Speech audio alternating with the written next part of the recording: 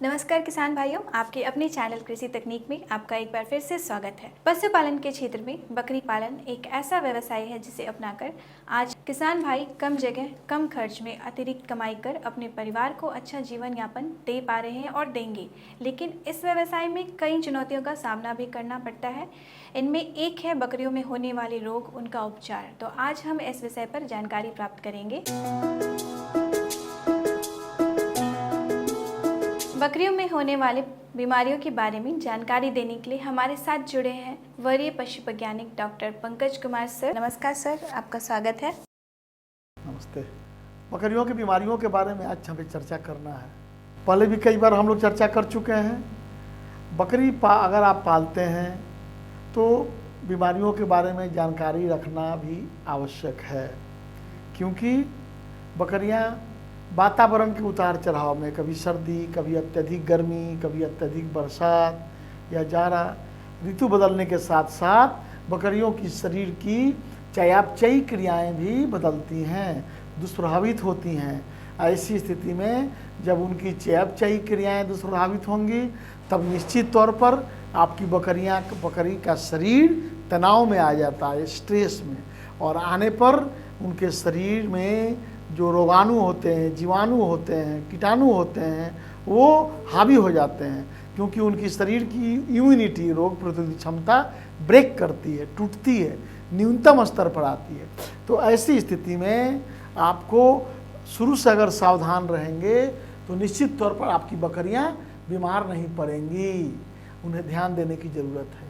फिर भी कुछ रोगों के बारे में किसान भाई आपको जानकारी आवश्यक है। कौन कौन से प्रमुख रोग हैं और उससे कैसे बचा जा सकता है। सबसे प्रमुख रोग जो पूरे भारतवर्ष के बकरियों को आक्रांत करता है, भारत ही नहीं विश्व के लगभग सभी देशों को में बकरियों में आम है और इसमें अत्यधिक मृत्यु दर होती है, पशुपालकों को, बकरी पालकों को बहुत ज़्यादा हानि उठाना पड़ता है, वो है दो रोग है, पीपीआर और इंट्रोटॉक्सीमिया।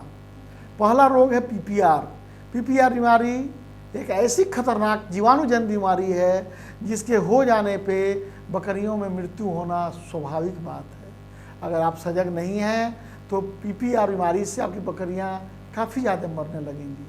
मुंह से पानी निकलना, मुंह पर दाना दाना होकर घाव हो जाना, आँख पर घाव होना, बकरी को में उच्च बुखार हो जाना, दर्द होना, पतला दस्त होते रहना और बकरियां सुस्त हो जाना, बकरियों का खाना पीना छोड़ देना इत्यादि प्रमुख लक्षण हैं पीपीआर के। तो अगर आपको ये सारे लक्षण दिखते हैं तो तुरंत ही आप निकट के पशु चिकित्सालय से संपर्क स्थापित करें और उनका इलाज करावें। पीपीआर हो जाने पर आप दर्द निवारक, बुखार निवारक दवा शारीरिक वजन के अनुपात पर बकरियों को लगा सकते हैं, लेकिन बेहतर ये होगा कि आप बिना पशु चिकित्सक के दिखाए हुए दवा न लगावें। लेकिन अगर आप सुदूरवर्ती देहाती क्षेत्र में रहते हैं जहाँ चिकित्सक के आने में विलम्ब हो रहा है तो शारीरिक वजन के अनुपात में पैरासीटामोल समूह की दवा लगा सकते हैं, अथवा ये मेलोनेक्स प्लस की दवा आप उसे लगा सकते हैं, लेकिन इस शारीरिक वजन के अनुपात में लगनी चाहिए। दूसरी दवा एंटीबायोटिक की होती है जो घाव को सुखाने में काम आता है, ये दवा। इसके लिए आप एमोक्सिसिलिन क्लोक्सासिलिन समूह की दवा या फिर सेफ्टियाजोन सेल्वेक्टम समूह की दवा आप शारीरिक वजन के अनुपात में पशुओं को मांस में लगावें तो जल्दी लाभ मिलेगा। लेकिन इलाज से हमेशा बचाव बेहतर होता है। आपसे निवेदन है कि इस रोग के लिए ससमय बकरियों में आप टीकाकरण करवाएं। अगर आप टीकाकरण सही करवा रहे हैं तो बकरी को आप इस रोग से बचा सकते हैं, क्योंकि इसमें मृत्यु दर 80 से 85% तक है। अगर आपके फार्म में ये बीमारी आ गया तो 85% बकरियां 2 से 3 दिनों में मर सकती हैं। इसलिए इससे अत्यंत सावधान रहने की ज़रूरत है। बीमार बकरी को स्वस्थ बकरी से सर्वथा अलग रखें, खान पान भोजन उनका अलग कर दें। 1% पोटासियम परमैंगनेट अथवा लाल पोटास के घोर से उनके पैर को, खूर को धोया करें रेगुलर। मुंह को स्वच्छ ताज़े पानी की व्यवस्था सुनिश्चित करें। मुलायम हरा घास दे खाने के लिए, चोकर छीट करके दिया करें, तब जा कर के बेहतर रहेगा। दूसरा प्रमुख बीमारी जो मैंने बात की वो इंट्रोटॉक्सीमिया, छेरा रोग जिसे कहते हैं बकरियों में। मुंह पर सूजन, छाला पड़ जाना, फोका पड़ जाना, आँख के चारों तरफ फोका हो जाना, उच्च बुखार होना, पैर से चलने में दिक्कत होना, चुपचाप बकरियों को कोना में बैठे रहना और पतला बदबूदार छेरने वाला दस्त करना लगातार होना। बकरियां 2 से 3 दिनों में मरने लगती हैं। यह भी एक विषाणु जनित रोग है, वायरल डिजीज है। इससे भी बकरियों को बचाना नितांत आवश्यक है। इसके लिए भी आप निकट के पशु चिकित्सक पर रोग के तीव्रता और रोग के लक्षण के अनुरूप दवा दें। अगर दस्त है तो दस्त निरोधक दवा, बुखार है तो बुखार निरोधक दवा, और अगर दर्द है तो दर्द निवारक दवा तथा एंटीबायोटिक की सुई साथ में लगावें ताकि कोई शरीर में सेकेंडरी इन्फेक्शन उन्हें न हो पाए। तो इन चीज़ों का इन्हें ख्याल रखना आवश्यक होगा।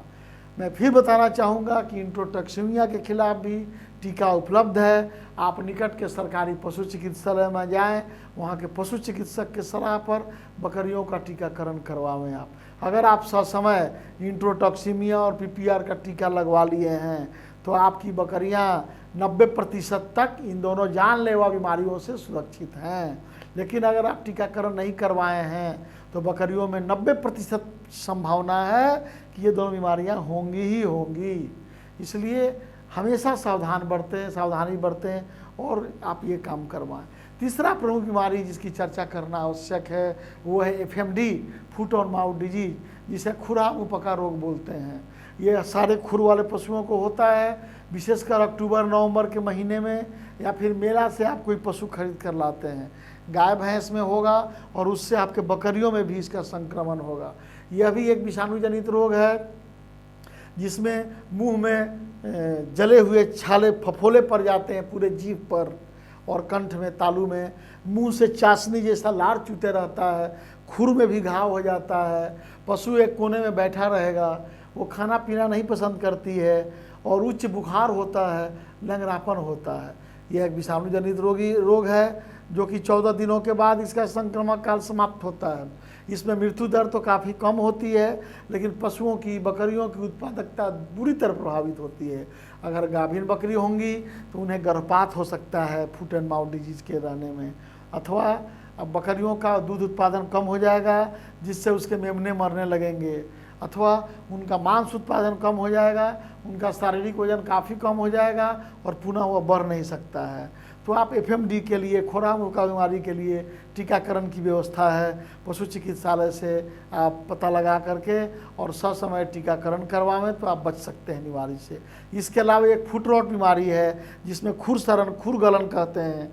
इसमें आप लाल पोटास के पानी से 1% पोटासियम परमैंगनेट से धो सकते हैं। खुरा मुँह पका में भी खुर को लाल पोटास के पानी से मुंह को, जीभ को और खुर को धोना है। साथ में दर्द निवारक और बुखार निवारक दवा चिकित्सक के सलाह पर ही देना है, ऐसे नहीं देना है। दूर आप रह रहे हैं तो पैरास्टामोल समूह की दवा शारीरिक वजन के अनुपात में, और मेलोक्सिकाम समूह की दवा शारीरिक वजन के अनुपात में, अथवा डाइक्लोफेनेक सोडियम समूह की दवा शारीरिक वजन के अनुपात में, साथ में एम्पिसिलिन, क्लोक्सासिलिन और सेफ्टियाजोन सेल्बेक्टन समूह की दवा आप चाहे तो दे सकते हैं एंटीबायोटिक के रूप में। मांस में बेहतर साबित होगा। फुट रॉट के अलावे एक डकहा रोग, गलघोंटू बोलते हैं, एचएस, जिसमें गले में सूजन हो जाता है। यह एक जीवाणु जनित बैक्टीरियल डिजीज है, हिमोरेजिक सेप्टिसेमिया जिसे बोलते हैं। ये होने पर गला में, फेफड़ा में पानी भरने लगता है, घरघराहट की आवाज़ आएगी, बकरियां मरने लगेंगी। इसको भी आप टीकाकरण करवा करके आप अपने बकरियों को बचा सकते हैं। एक और बीमारी जो आम है मैदानी इलाकों में भारतवर्ष में, वो है BQ, ब्लैक क्वार्टर, कृष्णजंघा। ये स्वस्थ और नाजुक जवान बकरियों को होगा, जिसके पुट्ठे पर और गर्दन में सूजन हो जाएगा, छूने में मचमचाहट होगा, बकरियों में मृत्यु दर होगा, बड़ा घाव हो जाएगा, घाव नहीं सूखेगा। और इसमें एंटीबायोटिक की दवा दी जाती है और चीरा लगा करके आप अच्छे से चाहें तो इसको आप घाव का ड्रेसिंग करावें और दवाई दे साथ साथ। ये छोटे छोटे 4-5 बीमारियां हैं जो बैक्टीरिया और वायरस के द्वारा होते हैं, लेकिन ये अत्यंत ही कॉमन है। ये मैदानी इलाकों में और दक्षिण भारत में, ये सारे भारतवर्ष में ये सारी बीमारियां होती हैं। आवश्यकता इस बात की है कि ससमय टीकाकरण करवावें, अपने बकरियों को स्वस्थ रखें तथा बीमारी होते ही तत्काल अपने पशु चिकित्सक की सलाह से उनका इलाज करवावें, चिकित्सा करावें। ससमय अगर आप सावधान रहेंगे तो निश्चित तौर पर आप अपनी बकरियों को जानलेवा बीमारियों से बचा करके आप अपने व्यवसाय को अच्छा कर सकते हैं। धन्यवाद सर। तो सर के माध्यम से हमने जाना कि कैसे टीकाकरण करके और कैसे औसतन वजन के हिसाब से बकरियों की देखभाल की जा सकती है, उन्हें चिकित्सक से दिखाया जा सकता है, प्रॉपर उनका इलाज कराया जा सकता है। धन्यवाद सर। तो किसान भाइयों, देखा आपने, अगर ध्यान दिया जाए तो बकरी पालन में बीमारियों से बचाव आसानी से किया जा सकता है। पशुपालन से संबंधित ऐसी महत्वपूर्ण जानकारियों के लिए देखते रहे हमारे YouTube चैनल कृषि तकनीक, और चैनल से जुड़े रहने के लिए अभी सब्सक्राइब करें। लेटेस्ट अपडेट के लिए बेल आइकन पर क्लिक करना ना भूलें। नमस्कार।